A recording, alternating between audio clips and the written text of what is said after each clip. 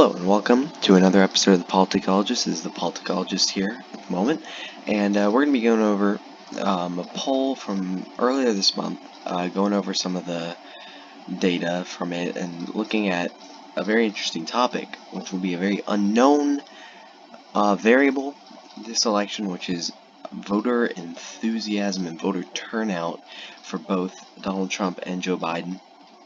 Obviously, I think it's obvious to most reasonable people that Joe Biden is going to have less turnout than Donald Trump, just because a lot of the things that he does, he seems very basic, a little bit vanilla kind of candidate, versus Donald Trump, who has a really strong base. Joe Biden doesn't have as strong as a base as the president. But let's look at some of the data. Here's some of the stuff. So we got very enthusiastic about voting, and this is probably going to be the biggest one to look at.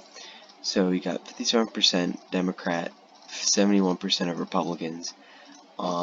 That's a 24% gap, and that is extremely good news. No, sorry, that's a 14% gap.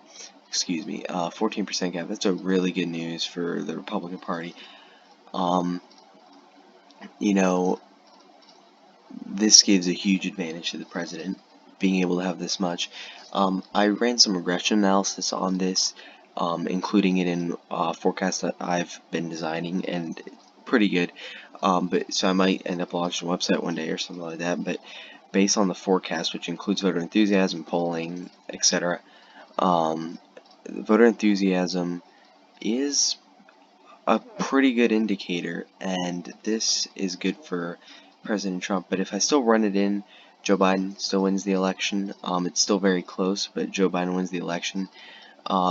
If Joe Biden, for him to kind of secure it, he really, really needs to up either his voter enthusiasm or up his standing in the polls. So right now I think he's plus 5.5%. That's where he's at in the Real Clear Politics average.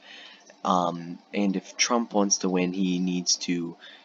He's not going to be able to increase his voter enthusiasm. I think it's at a peak. It's at an insane level for President Trump. So in order to increase his, he just needs to lower that 5.5% gap between him and Vice President Biden. If he doesn't do that, it'll be a very contested election, because Trump has the 14% advantage in the enthusiasm, but Biden has the 5.5% advantage around the country. And I think my forecast right now, if you don't include margin of error, if you include margin of error, there's no clear victor. There's too many toss-ups. But if you don't include margin of error, which, still, even if it's within margin of error, the person with the higher percentage still has a likely chance of winning. If you don't include margin of error, then Biden wins by 5 electoral votes, 275 or something very small like that. It's a very tight contested race at the moment. There's no clear victor. It'll be very interesting to see how the enthusiasm plays out. This is going to be another metric I'm going to pay attention to in the future.